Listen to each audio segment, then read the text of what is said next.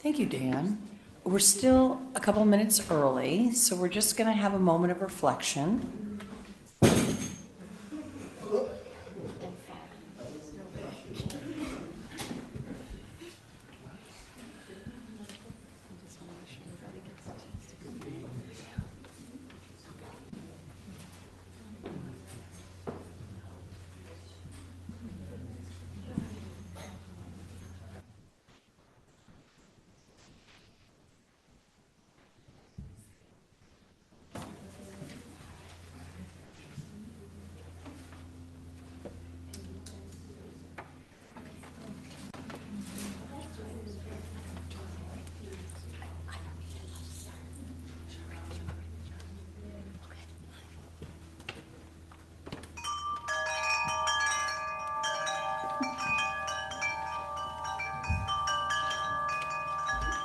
Good morning, everyone.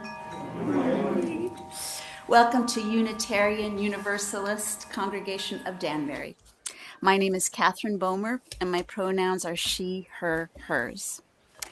Randy and I joined this congregation shortly after we moved here last year, and we have been happily involved and volunteering ever since as Sunday service coordinators and as providing piano and singing when we're able, like today, going to meetings at the men's gathering and men's group, that's Randy, and the women's group, me, and serving on various teams to help out and be in community. And if you haven't had a chance to silence your phone yet this morning, please do so now. We are happy this morning and extremely lucky to welcome our own featured speaker, our own Reverend Suze Shaner-Brodax. For over 25 years, Rev Suze has been both held by and devoted to this UU community through seasons of change, growth, and renewal. Her journey as a single parent, partner, and community member is woven into the fabric of this congregation, where she now co-creates spaces for reflection through Movies with a Message with her husband, Dan. As an interfaith, interspiritual minister, Suze listens for the sacred thread that connects all beings, the spark of life moving through us all. Rooted in Kabbalistic wisdom and earth-honoring traditions, she crafts rituals and offers spiritual guidance that invite deeper meaning, healing, and transformation. We welcome our guest musicians this morning, Dan Brodax, Joanne Davidson, and on guitar and vocals, and Randy Bomer on the piano. As we gather here this morning, we respectfully acknowledge that our physical building is located on the traditional land of the Pequasit, Pequannock, Scaticoke, and Wappinger peoples. You may arrive this morning a bit tired and weary, cheerful and upbeat or buoyant. You may arrive a bit unsure and unsteady. However you are feeling this morning, there is a place for you here. And together we will make this morning a celebration of community, support, friendship, kindness, and inspiration. You are invited to laugh and cry and share and be silent as you need to. Please let's greet our neighbors online. I think it's over there. And the neighbors sitting right next to you as well. Say hello to old friends or meet new people. So we'll let them do that.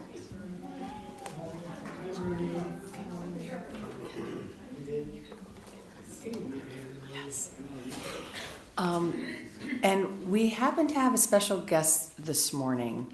So Catherine said that, as all the service coordinators do, we start the service with honoring the 4 tribes on whose land we reside, the original stewards of the land. And this morning, we have the great pleasure to have Eva Newell, who is she's going to tell you in a minute, from one of the tribes, and she has been awarded we put out an RFP for artwork, as we're going to be doing an honoring. So sneak preview, November 1st. We're going to have a service and a reception for her artwork, which is going to be a mosaic piece that will be situated. We're going to rearrange the fellowship hall a little bit where the screen is right now. But anyway, welcome, Eva. Can you share a few words about yourself? Good morning, everyone. My name is Eva Newell. I'm a member of the Pokanoket tribe. We are in Rhode Island. I'm a direct descendant of Quataquina, the brother of the Massasoit that signed the Mutual Defense Treaty with the Pilgrims and welcomed the Pilgrims and helped them survive their first couple of years. Thank you, Eva. And we're going to hear more in November, so stay tuned. And Eva came this morning to check out the space for our installation. So anyway, our opening words this morning are from Rumi, a 13th century Muslim mystic and poet. Your order of service is actually slightly incorrect. It's from A Great Wagon. And I'm just going to share an excerpt from the poem, not the entire poem. Today, like every other day, we wake up empty and frightened. Don't open the door to the study and begin reading. Take down a musical instrument. Let the beauty we love be what we do. There are hundreds of ways to kneel and kiss the ground. Out beyond ideas of wrongdoing and right doing, there is a field. I'll meet you there. When the soul lies down in the grass, the world is too full to talk about it. Ideas, language, even the phrase each other doesn't make any sense. The breeze at dawn has secrets to tell you. Don't go back to sleep. We must ask for what we really want. Don't go back to sleep. People are going back and forth across the dorsal where the two worlds touch. The door is round and open. Don't go back to sleep.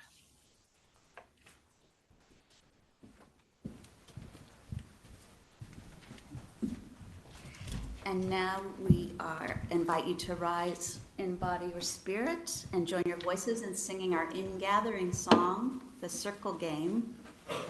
The words are in your order of service and on the screens.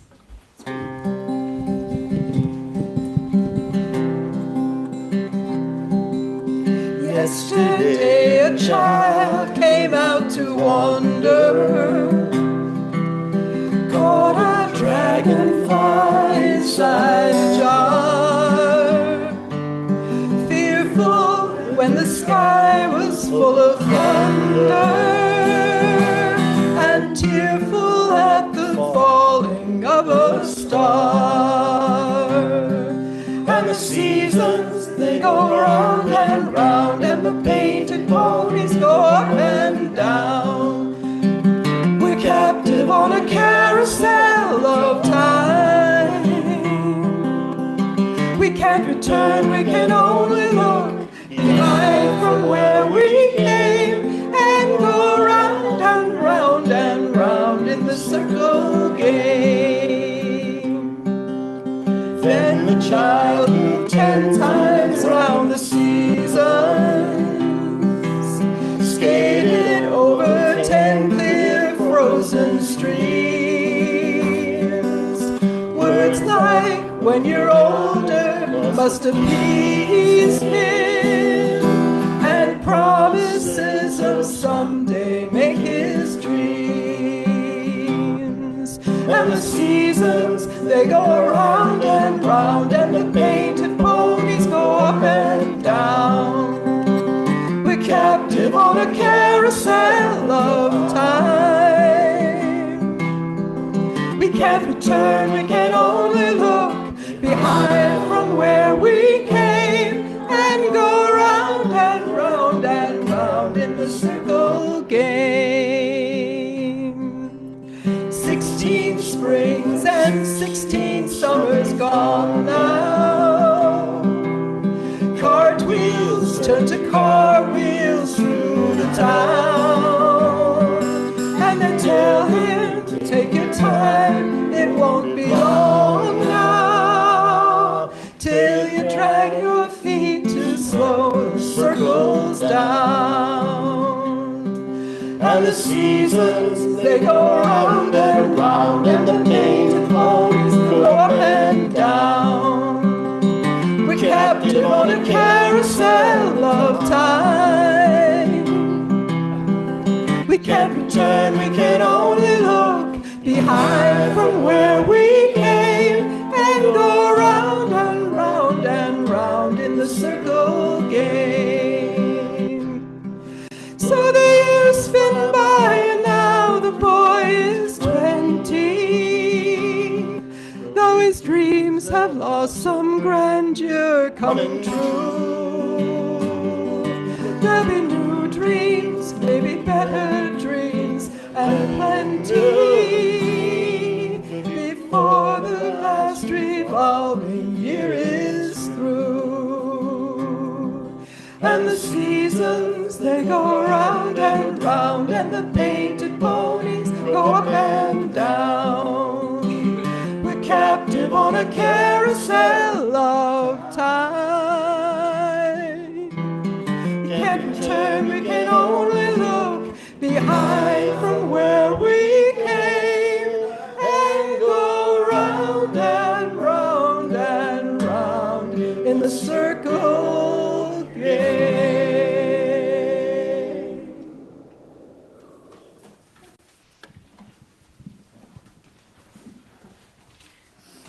Thank you, Joanne and Dan. I already got a little weepy from that song, so this is going to be quite a service. We make this time and this place holy simply by being together with each other. And we begin by lighting the flaming chalice, the symbol of our Unitarian Universalist tradition. Please join me in reciting the words to this chalice lighting. May this flame cast its light toward the coming days, reminding us that the future is not simply a place we are going, but a place we are creating. Unitarian Universalists have no creed or dogma. It is our covenant promises to each other about how we practice loving community that hold us together. Let us renew those promises now. Love is the spirit of this congregation, and justice is its light. This is our covenant, to dwell together in peace, to seek and speak the truth in love, to help one another and celebrate life. And I don't see children, I see children inside all of us, but I don't see any little short ones in the room today. But let us say the children's affirmation for those online. We are Unitarian Universalists. We are people with open minds, loving hearts, and helping hands. We care for the earth and each other. Even though I don't see any small people, there is childcare down it's paused for the summer. Childcare is paused, but families with young children may go downstairs to the lower level, and there must be an adult with them at all times. We also have crafts and toys right here in this room for any child in the room who may want to enjoy those in the fellowship hall. Regular programming will return in the fall. Thank you. And now let us all join in singing a song, This Little Light of Mine. This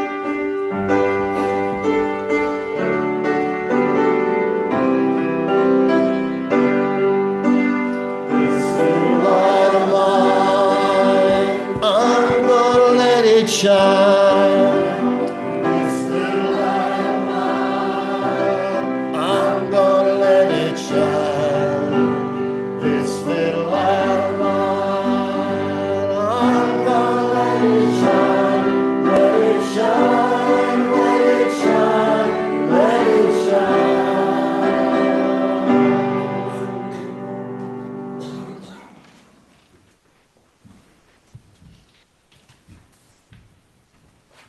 Technically, this was supposed to be a responsive reading, but do we have slides for this or no? Yay. Okay, I wasn't sure. Okay, so I'm going to, yes, it is that way. Okay, I'm going to speak the first line, and then the italics is when we all speak together. So this is The Larger Circle by Wendell Berry.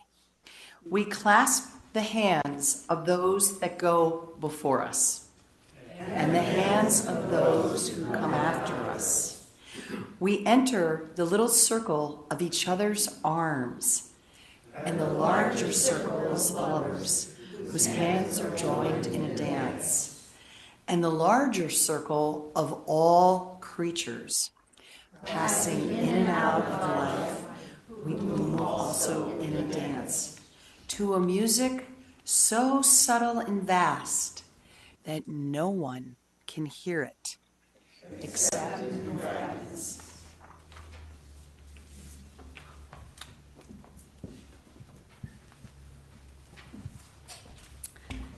Sharing the moments of our lives with each other on Sundays is just one of the ways we build community of care and mutual aid as we move through the seasons of our lives.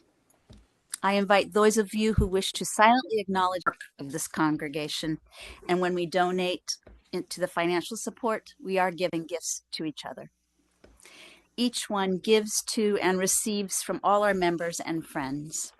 Together we give to the community around us. You can use the QR code in the order of service. You may also mail a check to UUCD at 24 Clapboard Ridge Road here in Danbury. Also, in the spirit of the values of this congregation, each week we donate food items to the Dorothy Day House in Danbury, and we have baskets right here to collect food. If there are food items, hold them up. Thank you.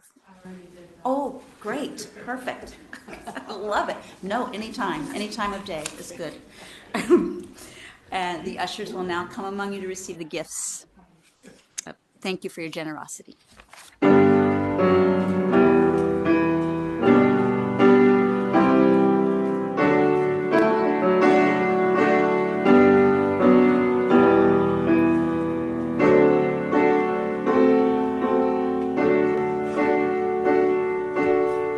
Just yesterday morning, I know you were wrong. Suzanne, the plans that we put it into you. Walked out on this morning, wrote down the song. I just can't remember what we said it to. Oh, I've seen fire and I've seen rain. Seen sunny days and I thought would never end. Seen lonely times when I could not find a friend. But I always thought that I'd see you again. When you look down upon me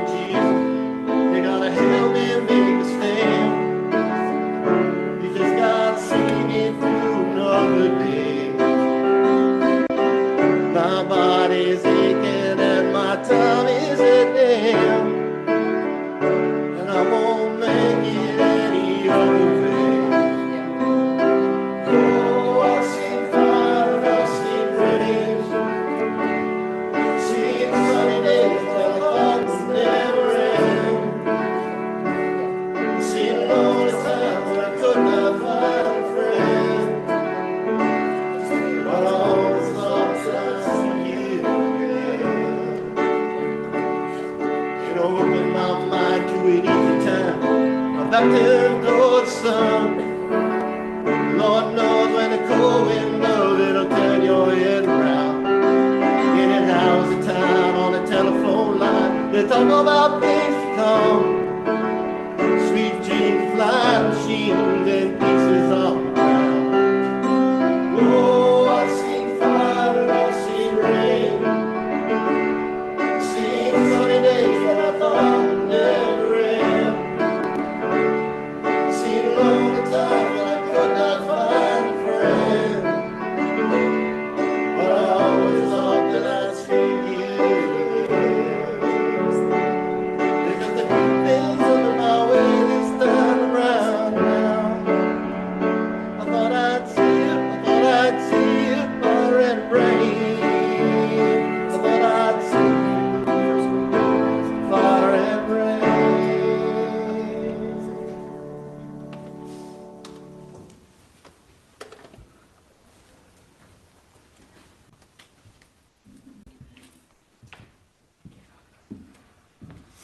Okay, excuse me. Diane. Okay. We are going to have another responsive reading. Yes, Keith? Do we have it? If we don't, I'll wing it. Yay, okay. Beloved Presence by Shams Udan Mohammed Hafiz. Cloak yourself in 1,000 ways. Still shall I know you, my beloved. Veil yourself with every enchantment, and yet I shall feel you present, close and intimate. I shall salute you in the springing of cypresses and in the sheen of lakes, the laughter of fountains. I shall surely see you in tumbling clouds, in brightly embroidered memos. O beloved presence, more beautiful than all the stars together, I trace your face in ivy that climbs, in clusters of grapes, in morning flaming the mountains, in the clear arch of sky. You gladden the whole earth and make every heart great. You are the breathing of the world. So I'm going to invite you in to a moment of silence to allow those words to just soak in. And if you're comfortable, you can just place your hands. I invite you to place your hands on your heart. And if you're comfortable, you can close your eyes and just take a moment, a couple of moments here, just to rest, reside, and really arrive in this moment.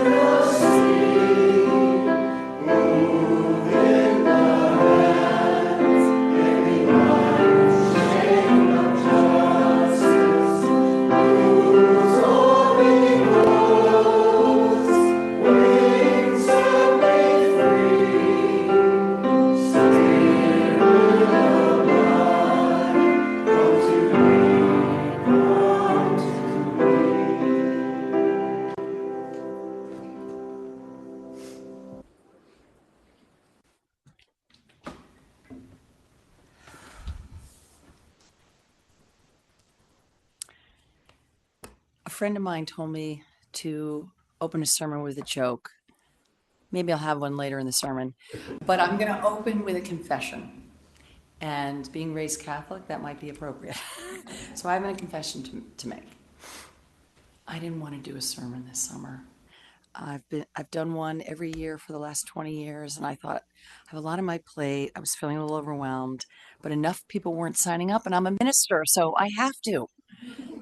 So then I thought, okay, I'll make it easy on myself, and I'll redo a sermon. And a sermon came into my mind that I gave 8 years ago. So I found some version of it in my files, and I emailed Sherry, our administrator, and I said, "You don't by any chance have the order of service for July 1st, 2018, do you?" And guess what? Sherry is amazing. Immediately, she sent it to me. I'm like, what? So we are so lucky to have her. She is so on it, always so organized. Sherry, I don't know if you're ever going to watch this, but yay, let's give Sherry a hand. But as life is, it wasn't that easy. Not because I couldn't find the order of service or the final version I delivered, but because I've changed. You've changed. This congregation's changed. The world has changed. So while the topic itself is evergreen, what we're working with is not the same material. And yet, in the deepest sense, it is. I've noticed that once I commit to a topic, life has a way of handing me opportunities to work with that material more deeply than I intended. Yay. In May of 2018, right after I chose this topic, my mother was admitted to the hospital. In the weeks that followed, we learned that she was diagnosed with her 9th cancer in 20 years. The week I delivered this sermon, we learned she was terminal. She passed 5 weeks later.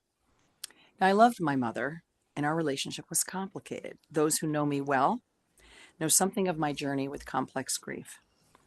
In the 8 years since, I've navigated many more places of holding on and letting go, including my daughter graduating college, and she's preparing to move abroad again. My stepson moved back home. I remarried my husband. We all know that. I changed jobs. I dug back into my business, and just yesterday said goodbye to a friend who passed all too soon.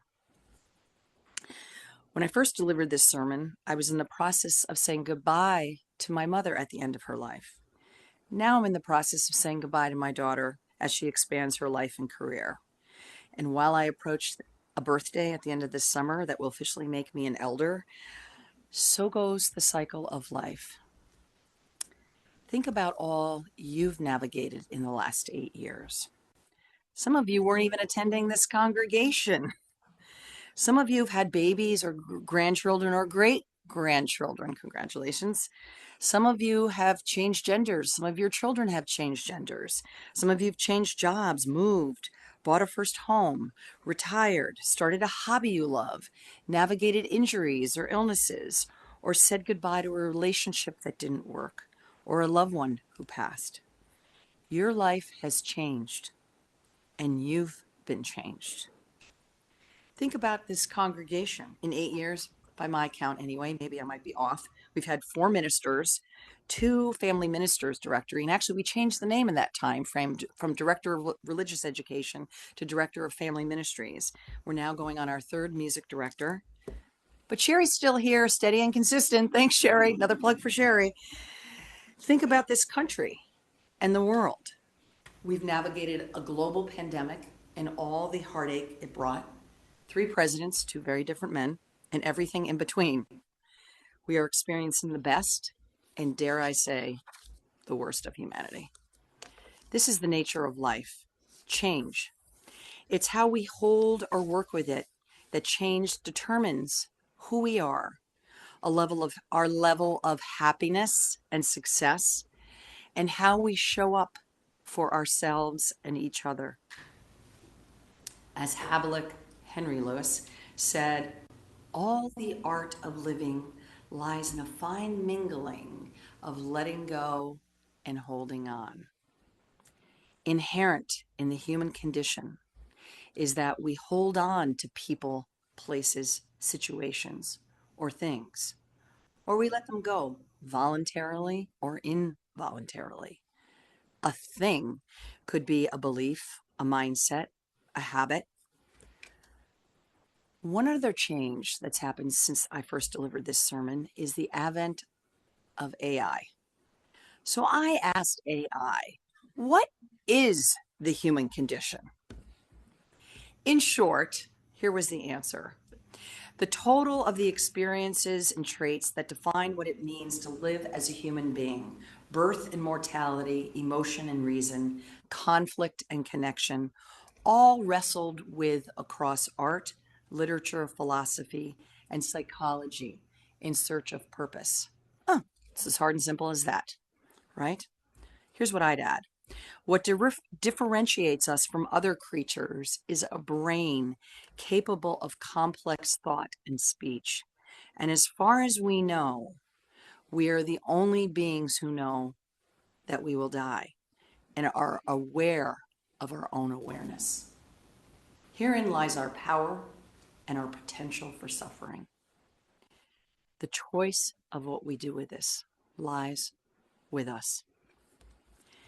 And what I know to be true from my studies and my experiences as a therapist, minister, leadership consultant, yogi, and someone who's lived a few decades on the planet is that the essence of human existence is relational. We need each other. We heard that in the milestones this morning. It is in navigating how we love and interact with one another that we experience the full range of human emotions, our deepest pain and despair, and our greatest joy. So what does holding on and letting go have to do with the human condition? I proposed that all of life is this dance, the dynamic of attachment and detachment.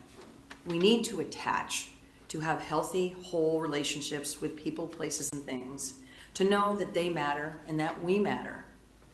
And yet we can't be so attached that harm comes to us, because everything in this life, in these earthly bodies, comes to an end. Inherent in that truth is grief. So how do we stay present? In Andrea's words, to savor and fully embrace the moments where holding on is what's needed, what's generative, life-giving, where it gives us purpose and meaning. And then how do we let go and let be what will be? Whatever orientation you bring to life, psychological, philosophical, theological, or something a little lighter, you'll find some version of this. Attachment theory has entered everyday language. In Buddhist terms, it's non-attachment. Here's where maybe my joke comes in, I don't know. There's a cartoon that I love. One monk asks another monk, "Is it okay to use email?" The other one replies, "As long as there's no attachments." At least I have to laugh at my own jokes. But is it really possible to not be attached? Maybe the real question isn't whether we hold on, but how tightly. Do we grasp, hold loosely, or release? What do we feel we need to add on to further explain or justify ourselves, to be seen, heard, or validated? We all have our patterns. Some are wired into us, some are conditioned into or out of us. But what's at the core? I'm going to go deep here if you'll let me.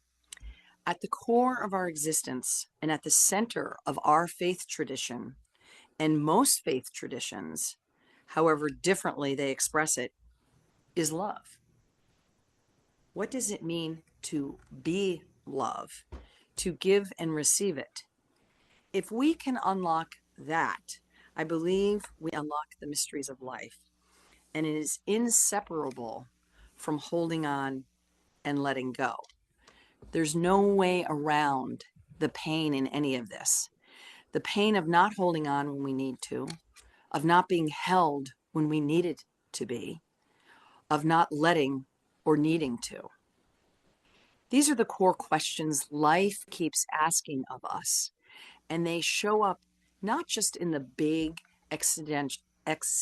existential moments, but in the mundane ones. Stuck in traffic and late for an appointment, debating with your partner whether to renovate the kitchen or something else. I'd propose that much of what life asks of us is a practice, attending to and calibrating what's needed in this particular moment, day, week, month, or year. Sometimes it's holding on with grit and perseverance through a struggle, be it spiritual, mental, emotional, or physical. Think of it as a meditative practice. And still, to navigate the human condition is to feel the full range of human emotion. Many of us have been activated by current events in this country. Jeremy spoke to that beautifully last week. If you missed it, the recording's worth watching. Regardless of where your politics sit, one thing is certain: it has woken people up. Many are more civically engaged than they've been in years, some protesting weekly, some writing their senators, some driving a neighbor to the doctor. All of it is the human condition working itself out around what really matters in life, in your life, and at the heart of our faith, which is the heart of humanity in this community. My personal belief is that we're here to grow our souls. I believe in spirit, in essence to life, and I believe we grow it by learning to give and receive love. It's as hard and simple as that. They say, and the devil's in the details. I don't know about the devil, but there's a lot of details in that. I recently connected with a friend who I knew from when I was 19. He's now being treated with stage 4 cancer, still in shock with the diagnosis. Wanting to help, I told him I was sorry, that I wished there was something I could do. I even told him maybe watch some comedies. He very graciously helped me to see that that was more about my discomfort with his need, or what I perceived to be his need. He's working through his own process of holding on and letting go. Who am I to say? None of us knows the future, but news like his tests any meditative practice we claim to have. There are no shortcuts to processing emotions. We live in a culture that wants only the positive ones, that wants us to microwave our way past anything negative. And yet, we can also dwell too long in the pain. The Toltecs speak of 2 arrows. The first is whatever causes us pain. Again, there's different kinds of pain, mental, emotional, physical, that all register in the brain in similar places. The second arrow is, what do we do to ourselves when we hold on to that pain and we ruminate on it, sometimes for years. The second arrow is called suffering, and it is oftentimes self-inflicted. And who am I to say how someone should process their emotions? If they need to process an emotion or judge any emotional state. I want to give you what I'm going to call a visceral experience of this before we talk any further. So this is an invitation. If you want to do it, great. If you don't, you can just sit there and look like you're listening to me and tune me out, whatever you want to do. So plant your feet on the ground. So if your legs are crossed, please uncross them. With a straight spine, I invite you to close your eyes and wrap your arms around yourself as if you are giving yourself a hug. And I want you to hold on as tightly as you can. Tight. Even tighter. Keep breathing, but hold on. Hold on for dear life, as if your life depended on it. Just notice, keep breathing. Just notice what comes up for you. Keep breathing. Hold on. Now transition, just slowly release the grip. Release your arms ever so slowly. And if you can fold forward, bringing your head towards your laps, your arms out in front of you, with your palms open. Let yourself completely fold over and let go. If you can get to your lap, if you can't, don't worry. And just inhale and exhale. Let's hear the inhale. Let's hear a group exhale. Oh, that feels good. Let's do another inhale and exhale. Oh, let it all go. Just notice if anything surfaces now in your body or your thoughts. And just breathe and release into this. When you're ready, just slowly, very slowly, come back up to seating, and you can open your eyes and come back into the room. And just pause for a moment here. What did you notice? Maybe when you were holding on so tightly? Or what did you notice when you were letting go? Were you able to let go completely? And you don't necessarily have to share this out loud, but just take note. I took Dan through this exercise yesterday, being the sport that he is, and he said, I felt better letting go. Holding on gives us a sense of security in a relationship, a job, an identity, our place in the family, community, or the world. It implies attachment. So when is holding on life serving? Bringing us joy, comfort, security, or even the kind of challenge that sometimes we don't want, but that forces growth? And when does it become suffering that's no longer helpful? We all need a sense of belonging. First taught to us sometimes by our family, then school, church, community, our country. What happens in the letting go phase when it's disrupted, meaning it's kind of not something you wanted, by a lost job, a divorce, a relationship's end, or something else? And letting go, when and why do we do it? Is it the natural progression of things, the way a flower falls and dies back in its own season? Or do we let go only when our fingers are pried apart because we have no choice?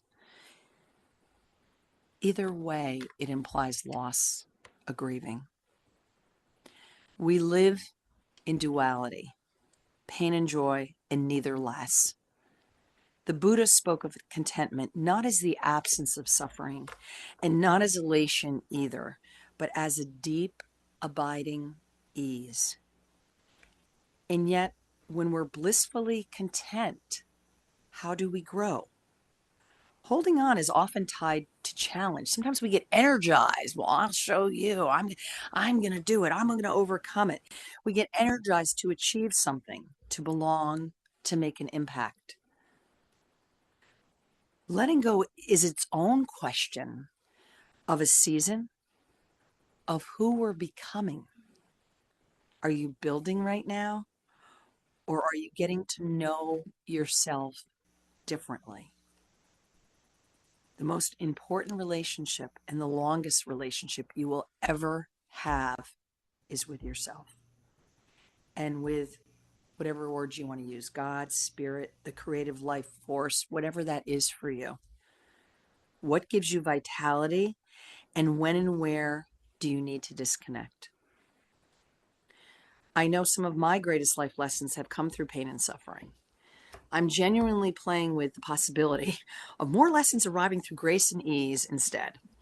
Noticing the difference between holding on because it's building and giving, and holding on out of desperation or obligation or a should. Just notice the energy behind your grip or your grasp. I teach yoga and meditation, and there's a breath practice in this. Inhaling, bringing life in, allowing enough tension and friction that the universe can grow us, but not so much that it becomes only pain. And then knowing when to release. There's a moment right before you grasp that sometimes an insight and embrace where there's this space between holding on and letting go. And I want to share a quick story about this. On Dan and mine's first honeymoon, we went to Turks and Caicos, and there was a Cirque du Soleil trapeze that we could experience. I was like, yes, let's go do it. Dan was like, no way. So I said, come on, it'll be fun. He wisely sat in the audience. I climbed the narrow 100-foot ladder, looked down a couple times and was like, whoa, not looking down anymore. Walked out onto the platform. And in that moment, my heart was racing up in my throat, ready to expel. Not quite a panic attack, but close. I thought about climbing down, even though I was harnessed. There were 2 people on either side of me, and there was a net below. I was terrified. I had to jump out and grab the trapeze. So there would be a moment where my feet were not on the ground and I had not yet grasped that trapeze. And you have to jump way out, way out. Probably like, yeah, anyway, way out. I almost started to cry, to be honest. I wasn't going to climb down, but how could I do this and still be okay? So physically, it was unlikely that I would be harmed. There were a lot of safety nets there. So this was really about managing my own mental and emotional states, which were pretty high. But I leapt and was able to grab the bar, swing my legs up on it, and swing back and forth numerous times, hanging from my knees with my arms outstretched that would get my body swinging back and forth. Yippee. It didn't stop there, because then I had to figure out how to hop off, bounce onto the net, and then get myself back onto the ground, because you're in like this cage net and they have to jump onto the ground. Obviously, I'm here today. I survived it. But needless to say, it was a very visceral bodily experience of overcoming fear, engaging in trust, reaching out, not feeling steady, sure, knowing I would be okay. Of course, I felt great afterwards, but I needed or chose to work through those moments.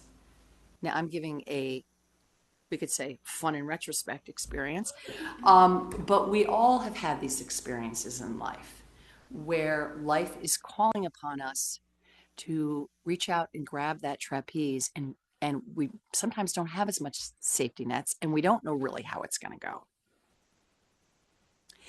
The space between holding on and letting go.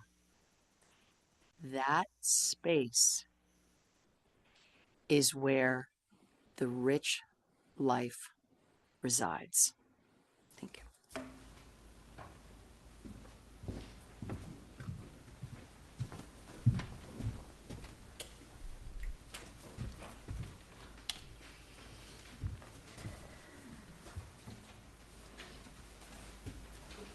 Well, Jackson Browne, one of my favorite songwriters, talks about that, holding on and letting go. Oops, a song called These Days.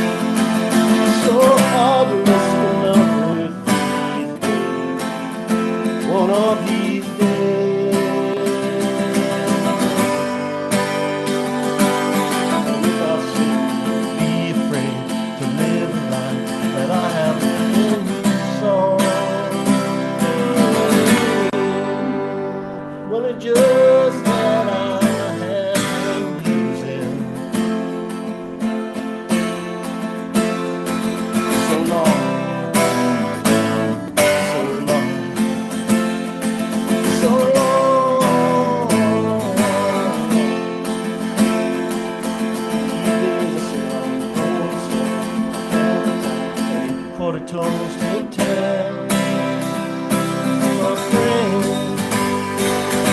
Now that we have come to see ourselves again.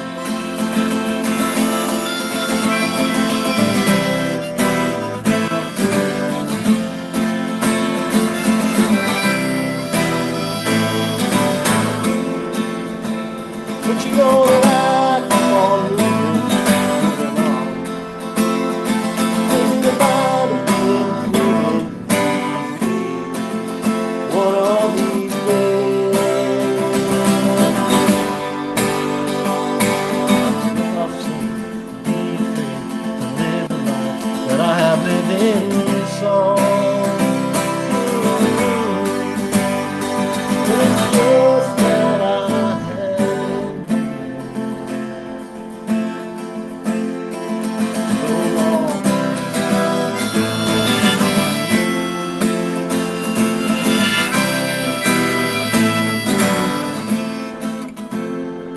Well, these days I sit on the porch and I count the time. Your quarter tone still tells my friend, please don't confront me with my failure. I'm aware of them.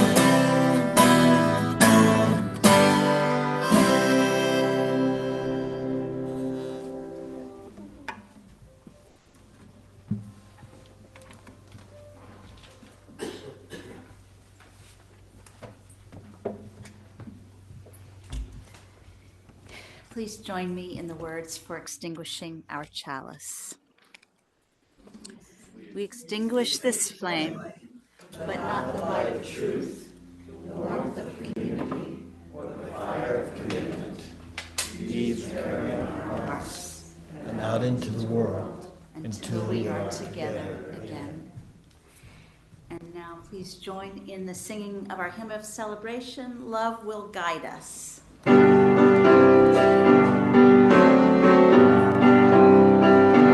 Love will guide us, Jesus guide us, come inside us, lead the way on the road, lead to giving.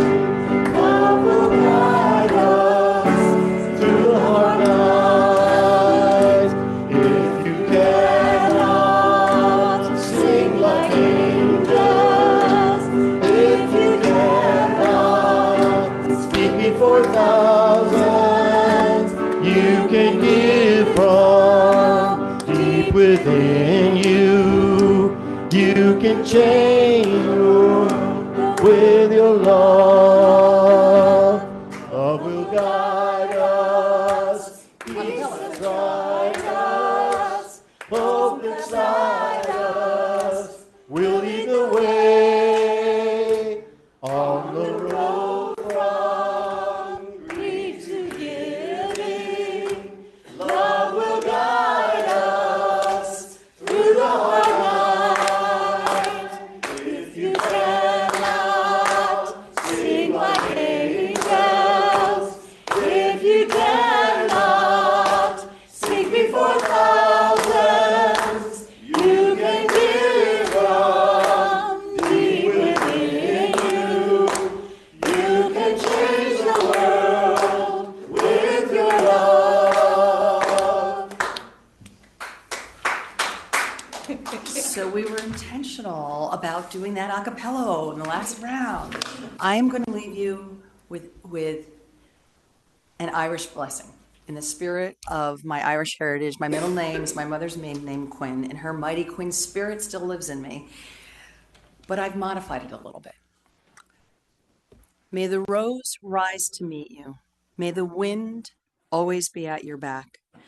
May the sun shine warm upon your face, and the rains fall soft upon your fields.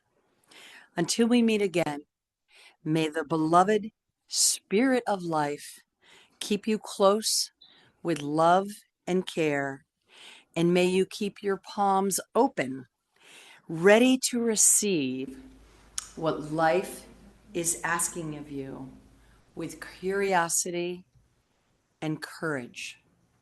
Go in peace.